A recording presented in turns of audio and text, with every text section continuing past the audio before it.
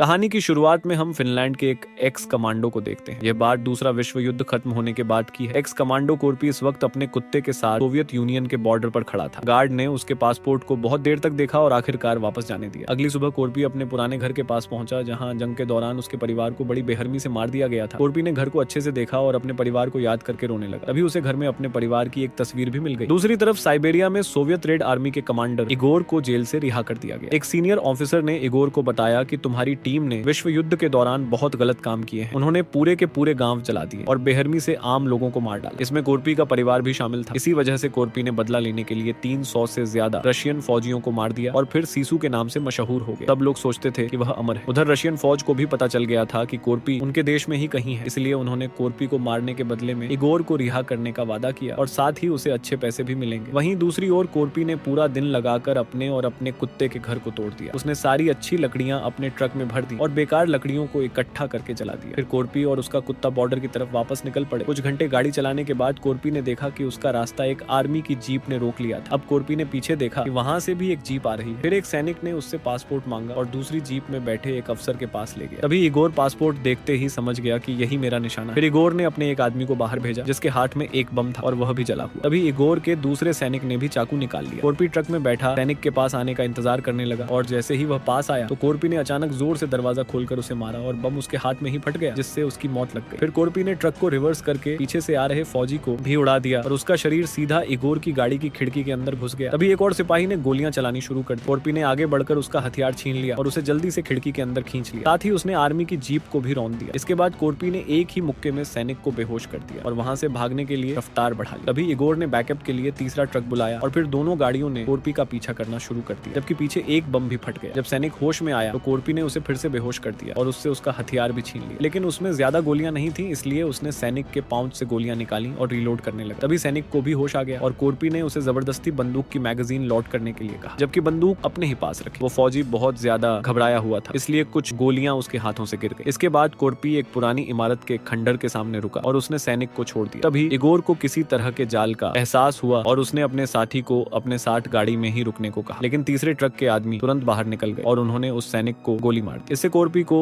उनकी लोकेशन का पता चल गया और उसने तेजी से सीधा उनके सर में गोली दाग दी। फिर कोर्पी ने इगोर की गाड़ी के टायर में गोली मारी तो इगोर ने अपने साथी से कहा कि हिलना भी मत, लेकिन उसके साथी ने सुना नहीं और कोर्पी की तरफ बंदूक तान दी, लेकिन फिर उसके हिलते ही कोर्पी ने सीधा उसके सर में छेद कर दिया। इतनी दूर से कोर्पी इगोर को पहचान नहीं पाया, इसलिए उसे जिंदा ही छोड़कर अपने ट्रक में बैठा और वहां से निकल गया। बाद में इगोर अपने कुछ साथियों का इंतजार करते हुए जीप का टायर बदलने लगा। जल्द ही उसके साथी 4 बाइकों पर आए और अब मिलकर कोर्पी का फिर से पीछा करने निकल पड़े। कुछ ही मिनटों बाद कोर्पी ने अपना रास्ता बदल लिया, लेकिन उसका पीछा करने वालों ने ट्रक के टायरों के निशान देख लिए और जल्द ही उसे घेर भी लिया। कोर्पी ने एक बाइकर पर गोली चलाई, लेकिन हेलमेट ने सारी गोलियों को रोक लिया। उस आदमी ने भी फायरिंग की और कोर्पी बड़ी मुश्किल से बच पाया। सिर्फ उसके गाल पर ही चोट आई, लेकिन इससे थोड़ी देर के लिए उसका ट्रक से कंट्रोल छूट गया और उसका ट्रक सड़क से नीचे उतर गया। काफी कोशिश के बाद कोर्पी ने फिर से अपनी गाड़ी पर काबू पा लिया और सड़क पर वापस लौट आया, लेकिन जल्द ही उसे दोबारा घेर लिया गया। अभी भी उसने अपने दुश्मनों पर अपनी तेज नजर बनाई हुई थी। उसने देखा कि अचानक से एक बाइक बिना राइडर के गिर गई तो कोर्पी समझ गया कि वह आदमी उसके ट्रक पर चढ़ चुका है और वह पीछे पड़ी लकड़ी पर चलता हुआ आगे की तरफ बढ़ रहा था ताकि चुपचाप जल्दी से कोर्पी को मौत के घाट उतार सके। लेकिन कोर्पी ने उसके कदमों की आहट सुन ली थी और वह बिल्कुल सही वक्त पर गोलियों से बच गया। फिर उसने अचानक ट्रक की ब्रेक लगा दी, जिससे वह आदमी आकर नीचे गिरा। जब ट्रक आगे बढ़ने लगा तो उस आदमी ने ग्रिल पकड़कर खुद को बचा लिया और वहां पर उसे एक हुक वाली चेन मिल गई। वह बोनेट पर चढ़कर उसका इस्तेमाल हमले के लिए करने लगा। कोर्पी एक बार फिर से बचा और उसने अचानक से ही ट्रक को मोड़ दिया। इस बार वह आदमी पूरी तरह नीचे गिर गया। बाकी बाइकर्स उसके इर्द गिर्द से निकलते रहे, लेकिन इगोर की जीप ने उसे कुचल दिया। फिर जैसे ही एक बाइकर गोली चलाने लगा तो कोर्पी ने एक खड़ी हुई गाड़ी में टक्कर मारकर उसे बाइकर की तरफ धकेल दिया, जिससे एक बड़ा धमाका हुआ और वह बाइकर मारा गया। तभी एक और फौजी अपनी मोटरसाइकिल से ट्रक पर कूद गया और खिड़की तक पहुंचकर अंदर घुसने की कोशिश करने लगा। उसने कोर्पी पर हमला करके उसे ट्रक से बाहर लटका दिया। उसने स्टीयरिंग भी अपने कब्जे में ले ली। अभी आखिरी बाइकर पास आया ताकि कोर्पी पर गोली चला सके, लेकिन कोर्पी ने तुरंत उसकी बंदूक छीन कर फेंक। फिर उसने ड्राइवर के बेल्ट से बम निकाला और बाइक के टायर में डाल दिया और इसी तरह एक जबरदस्त धमाके के साथ एक और दुश्मन खत्म। फिर कोर्पी ने ट्रक के आगे से चेन निकाली और उसे ड्राइवर की गर्दन में लपेटकर उसे बाहर फेंक दिया और फिर से अपने ट्रक पर कब्जा पा लिया। फिर उसने चेन का बटन ऑन कर दिया और वह घूमना शुरू हो गई। अब चेन उस आदमी को खींचते हुए सीधा बोनट तक ले आई, लेकिन अभी भी उसका सर ग्रिल में फंसा हुआ था। अब चेन ने इतनी जोर से खींचा कि उस आदमी का सर धड़ से अलग हो गया। तभी बाइकर्स के मर जाने के बाद इगोर खुद पास आने लगा और एक के बाद एक उसने लकड़ियों पर बम फेंकने शुरू कर दिए ताकि लकड़ियों में आग लग जाए। उसकी इस हरकत से कोर्पी को बहुत गुस्सा आया। अब उसने कटे हुए सर वाली लाश पर लगे हुए बमों को एक्टिवेट कर दिया और उसे दूसरी गाड़ी की तरफ फेंक दिया, जिसके बाद इगोर को धमाका होने से पहले ही जीप जीप से कूदना पड़ा। कोर्पी जंगल के बीच गाड़ी को चलाने लगा ताकि आग बुझा सके और वहीं इगोर ने फोन करके कहा कि और लोगों को भेजो। कुछ ही देर में कोर्पी ने ट्रक को रोका ताकि बची हुई आग को भी बुझा सके। अपने कुत्ते को पानी पिलाने के बाद बाकी का पानी उसने गर्म इंजन में डाल दिया। जब उसने अपने गाल के जख्म को छुआ तो गोली का एक छोटा सा हिस्सा उसके हाथ में आ गया। उसी वक्त 2 हवाई जहाज कोर्पी के ऊपर से उड़ने लगे। ये देखते ही उसने तुरंत अपने कुत्ते को उठाया और गाड़ी में बैठकर निकल गया। जब जहाजों ने गोलीबारी शुरू की तो कोर्पी हमले से बचने के लिए सड़क से हट गया और फिर जल्दी से एक लकड़ी की बनी हुई शेड में घुस गया। थोड़ी देर उसने वहीं इंतजार किया, लेकिन अब वह जहाज शेड पर भी गोलियां बरसाने लगे। इसके बाद एक जहाज ऊपर आसमान की तरफ उड़ा और फिर तेजी से नीचे आकर शेड पर बम गिरा दिया। अभी कोर्पी ने पूरी रफ्तार से ट्रक को भगाया और बिल्कुल सही वक्त पर धमाकों से बचकर निकल गया। उसने अपने ट्रक के पीछे शेड से गिरे हुए बाकी लकड़ियों के टुकड़े बांध लिए थे, जिन्होंने जहाज की गोलियों को ट्रक पर लगने से बचाया। अब उसने जंगल के बीच से गुजरने वाला एक रास्ता पकड़ लिया, लेकिन एक जहाज नीचे की तरफ झुककर उसका पीछा करते हुए लगातार गोलियां चलाता रहा। तभी कोर्पी ने होशियारी दिखाते हुए अचानक से ब्रेक लगा दी। प्लेन वक्त रहते रुक नहीं पाया और आगे जाकर क्रैश हो गया। कोर्पी कुछ देर तक और रुका, लेकिन जब कोई भी आवाज नहीं आई तो वह प्लेन के टुकड़ों के ऊपर से ट्रक चलाकर वहां से निकल गया। जंगल के किनारे पर कोर्पी ने फिर से आसमान की तरफ देखा। यह देखकर वह पूरी तरह हैरान हो गया, क्योंकि उसे कोई भी नजर नहीं आया। उसने अपना सफर जारी रखा और जब वह एक चट्टान के पास से गाड़ी चला रहा था तभी उसे दूसरा प्लेन दोबारा दिखाई दिया। पायलट ने बिना सोचे समझे अंधाधुंध गोलीबारी शुरू कर दी, लेकिन बहुत ही जल्द उसकी गोलियां खत्म हो गई। अब उसने फैसला लिया कि वह प्लेन को सीधा ट्रक में टक्कर मारकर मारेगा। यह देखकर कोर्पी ने अपनी लकड़ियों को बांधने वाली पट्टियों पर गोली चला दी और कुछ लकड़ियां सीधा गाड़ी के सामने गिर गईं, जिससे एक रैंप तैयार हो गया और प्लेन उस पर से फिसलता हुआ ट्रक को पार करके आगे जाकर क्रैश हुआ। मगर पायलट पहले ही प्लेन से कूदकर बच गया था। जब पायलट जमीन पर उतरा तो उसने कोर्पी पर गोलियां चलाई, लेकिन एक भी गोली उसे नहीं लगी। कुछ ही देर में उसकी गोलियां भी खत्म हो गई। तभी कोर्पी उसकी तरफ बढ़ा, लेकिन फिर बीच में रुक गया। जब उसने पायलट को मुस्कुराते हुए देखा, वह समझ गया था कि एक और प्लेन आ रहा है। इसलिए कोर्पी ने जल्दी से लकड़ियां ट्रक पर वापस रखी और ट्रक को भगाना शुरू कर दिया। प्लेन ने अब उस इलाके में बमबारी शुरू कर दी, जिसकी चपेट में आकर वह पायलट जो हंस रहा था वह भी मारा गया। धमाकों की वजह से ट्रक भी चट्टान से खिसककर सीधा नीचे पानी में जा गिरा। खुशकिस्मती से पूरे ट्रक में पानी नहीं भरा, जिस वजह से कोर्पी और उसका कुत्ता सांस लेते रहे, लेकिन थोड़ी ही देर में पूरा ट्रक पानी से भर गया। कोर्पी ने तुरंत दरवाजा खोलकर कुत्ते को बाहर निकाल दिया ताकि वह तैरकर ऊपर पहुंच सके। फिर उसने ट्रक के पीछे जाकर सारी लकड़ियां खोल दी। इसी बीच उसे अपने परिवार की तस्वीर पानी में तैरती हुई नजर आई और वह उस तस्वीर को तब तक देखता रहा जब तक बेहोश नहीं हो गया। कुछ देर बाद कोर्पी का शरीर लकड़ी के एक टुकड़े के सहारे ऊपर आ गया। अभी उसका कुत्ता उस तक तैरकर पहुंचा और उसे होश में ले आया। थोड़ी देर में 2 सैनिक बोट पर उस इलाके की तलाश कर रहे थे। उन्होंने इगोर को बताया कि उन्हें ट्रक मिल गया, लेकिन उसमें ना तो लाश है और ना ही लकड़ियां। दूसरी तरफ कोर्पी ने लकड़ियों की मदद से एक नाव बना ली थी और जल्द ही वह अपने कुत्ते के साथ सुरक्षित एक किनारे तक पहुंच गया। ये पूरा इलाका जंग की वजह से लाशों के मलबे से भरा हुआ था और कोर्पी की किस्मत इतनी अच्छी थी कि जल्द ही उसे एक टैंक मिल गया, जिसमें काफी सारे बॉम्ब्स भी मौजूद थे। लेकिन इगोर सोवियत बॉर्डर के स्टेशन पर कई सैनिकों के साथ कोर्पी का इंतजार करने लगा। जल्द ही टैंक भी वहां पहुंच गया, जो कि लकड़ियों से भरा हुआ था। वह काला धुआं छोड़ता हुआ आगे की तरफ बढ़ता रहा। एक बस्ती में आग लगाने के बाद कोर्पी बॉर्डर की तरफ अपने टैंक को बढ़ाने लगा। तभी सैनिकों ने भी गोलियां चलाना शुरू कर दी, लेकिन उनकी गोलियां टैंक का क्या ही बिगाड़ पाती। फिर कोर्पी ने टैंक में डालने वाला तेल पिया और पाइप के जरिए इंजन में उसे थूकने लगा, जिससे टैंक की रफ्तार और भी ज्यादा तेज हो गई। जब टैंक बॉर्डर से टकराने वाला था तो कोर्पी ने उस बम को एक्टिवेट कर दिया, जिसकी बस्ती में उसने आग लगाई थी। इससे वह टैंक बैरियर के ऊपर से उड़ता हुआ दूसरी तरफ जा गिरा। टैंक से वह सारी लकड़ियां नीचे की तरफ गिर गई और साथ ही टैंक के कुछ हिस्से भी टूट गए। अब तो कोर्पी भी गंभीर रूप से घायल हो गया था, मगर उसके कुत्ते ने उसे होश में रखने में मदद की। कोर्पी समझ गया कि ऐसे तो उसे पकड़ लिया जाएगा, इसलिए उसने अपने चाकू के हट्टे को दांतों से तोड़ दिया ताकि वह चाकू के ब्लेड को आसानी से छुपा सके। फिर कोर्पी ने अपने कुत्ते को जंगल की तरफ भेज दिया ताकि कम से कम वह तो बच जाए और खुद भी टैंक से बाहर निकल गया। इगोर उसे गोली मारने के लिए बेताब था, लेकिन तभी उसके सीनियर ऑफिसर वहां पहुंच गए और उन्होंने घोषणा की कि उसे जिंदा रखा जाए। गुस्से से लाल इगोर कोर्पी को पैर से घसीटता हुआ ले आया और उसके सिर को अपने पैर से कुचलकर उसे बेहोश कर दिया। कुछ समय बाद कोर्पी को साइबेरिया जाने वाली ट्रेन में एक सैनिक टॉर्चर करने लगा, जो उसे बार बार बिजली के झटके दे रहा था। फिर जब ट्रेन आखिरकार चल पड़ी तो इगोर ने उस सैनिक को भेज दिया और कोर्पी को एक कहानी सुनाने लगा। उसने उसे बताया कि आज तक मैंने जितने भी लोगों को मारा है उनमें से मुझे कोई भी याद नहीं, सिवाय एक छोटे लड़के के, जो सिर्फ एक चाकू के साथ उसके सामने खड़ा हो गया था ताकि अपनी माँ और भाई को बचा सके। यह सुनते ही कोर्पी का पूरा शरीर दुख और गुस्से से कांप उठा। उसे एहसास हो गया था कि उसी के परिवार की बात हो रही है। इगोर ने यह भी बताया कि मैंने तेरे परिवार के छोटे छोटे टुकड़े कर दिए थे और उन टुकड़ों को आवारा कुत्तों को खिला दिया था। साथ ही उसने कहा कि तू कोई महान कमांडो नहीं है, बदकिस्मत है, साइबेरिया में कुत्ते की मौत मारूंगा तुझे। इगोर के जाने के बाद कोर्पी गुस्से से चीख उठा। उसकी बदले की भूख दोबारा से जाग गई थी। उसने अपना शरीर पलटा और अपने पैर छत पर टिका दिया और फिर पूरी ताकत से जोर लगाया जब तक उसने खुद को आजाद नहीं कर लिया। बाहर खड़े सैनिकों ने शोर सुन लिया और वे तय करने के लिए गेम खेलने लगे कि कौन अंदर जाकर चेक करेगा। अंदर कोर्पी ब्लेड को निकालने की कोशिश करने लगा, जो उसने अपने पैर के मांस के अंदर छुपा रखा। जैसे ही एक सैनिक अंदर आया तो कोर्पी बेहोशी का नाटक करने लगा और वहीं दूसरा सैनिक बाहर खड़े खड़े परेशान हो गया, क्योंकि कुछ देर तक कोई आवाज ही नहीं आई। अचानक अंदर से गोली चलने की आवाज सुनाई दी और तभी दरवाजा खटखटाने की आवाज आई। सैनिक ने छोटी खिड़की खोली तो उसे अपने साथी का चेहरा दिखाई दिया। उसने पूछा कि सब कुछ ठीक तो है। उसके साथी ने सिर हिलाकर हाँ का इशारा किया। किया। सैनिक ने दरवाजा खोला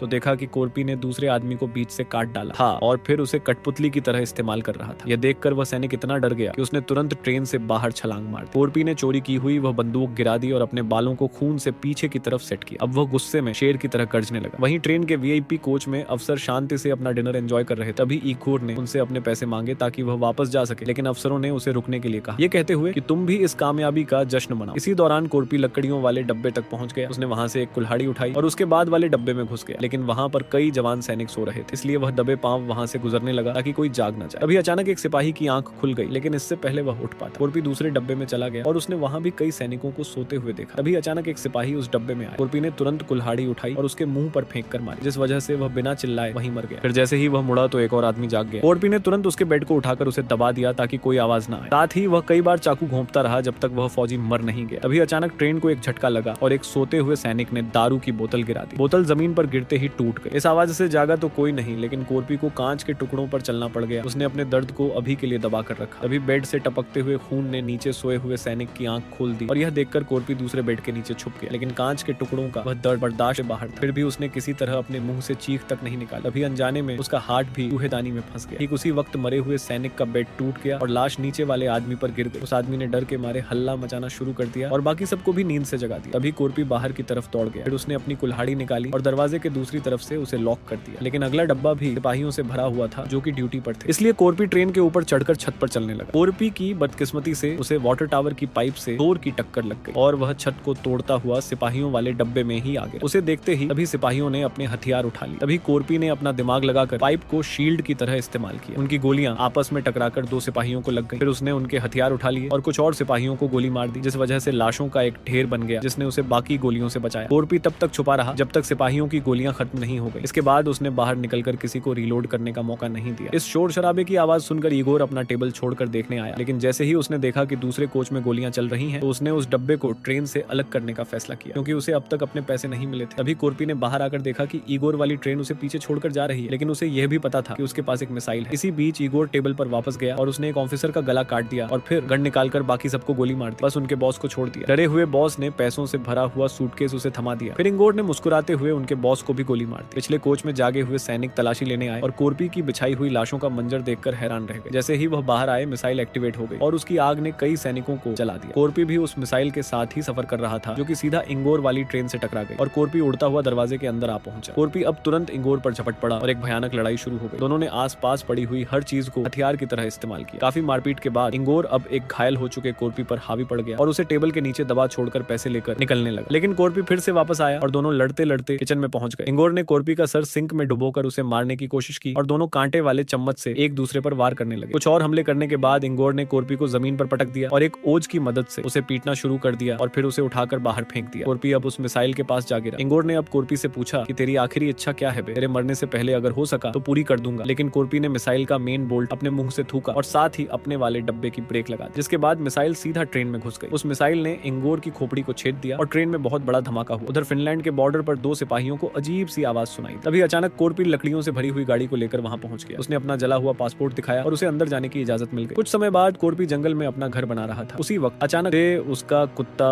भौंकने लगा। अचानक से कुछ अजनबी लोग कोर्पी की तरफ आए और कोर्पी लड़ने के लिए तैयार हो गया, लेकिन वह लोग उससे लड़ने नहीं, उसकी मदद करने आए थे। वीडियो पसंद आई तो लाइक कर देना, चैनल को सब्सक्राइब कर लेना। मिलते हैं अगली वीडियो।